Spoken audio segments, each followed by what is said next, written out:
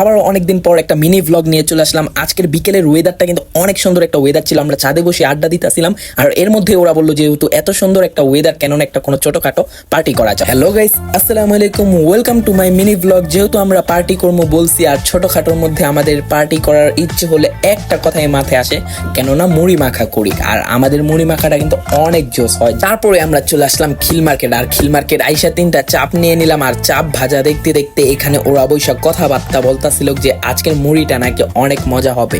আর আমাদের মুড়ি কিন্তু আসলে অনেক মজা হয়। আর আমাদের চাপ নেওয়া শেষ, আর নিলে একটা ফ্রি টিক্কা নিয়ে নিল। তারপর আমরা খিল মার্কেট থেকে ঘুগনি কিনে নিলাম, কারণ মুড়ির মধ্যে ঘুগনি না দিলে ঝালমুড়ি মনে হইতো না। মুড়ি খাওয়ার জন্য সদাই পাতি কিনতে কিনতে হয়ে গেল সন্ধ্যা, আর চলে আসলো অন্ধকার। আর এই অন্ধকারের মধ্যে আমরা চলে আসলাম নীলয়দের চাঁদে। আর এর মধ্যে এখানে আহাদে কাটাকাটি করতেছে। মুসালিন ভাইয়া ধারায় ধারায় দেখতাছে যে কিভাবে কাটে। আর আহাদের কাটাকাটি শেষ করতে করতে কিন্তু এখানে মুসালিন ভাই মাখামাখির কাজ শুরু করে দিল।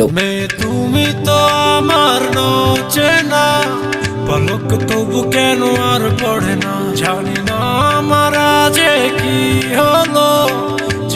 যেও না কিছু তো বলো, যদি কথা না হয়, যদি দেখা না হয়, হারিয়ে যাও এক ঝলকে, কথা না কমে ফিরে না। আসলে গাইজ আপনাদেরকে আমি কি বলবো, মুড়িটার টেস্টের ব্যাপারে কিছু বলারই নেই। আমি যে এখন ভয়েস ওভার দিতেছে এবং ভিডিওটা দেখতেছে, আমার জিভে পুরো জল চলে আসতেছিল। ব্লগটা এতটুকু ছিল। যারা ইউটিউব চ্যানেল থেকে দেখতেছেন চ্যানেলটাকে সাবস্ক্রাইব করে দেন এবং ভিডিওটাকে লাইক করে দেন। আর যারা ফেসবুক পেজ থেকে দেখতেছেন পেজটাকে ফলো করে দেন। টাটা।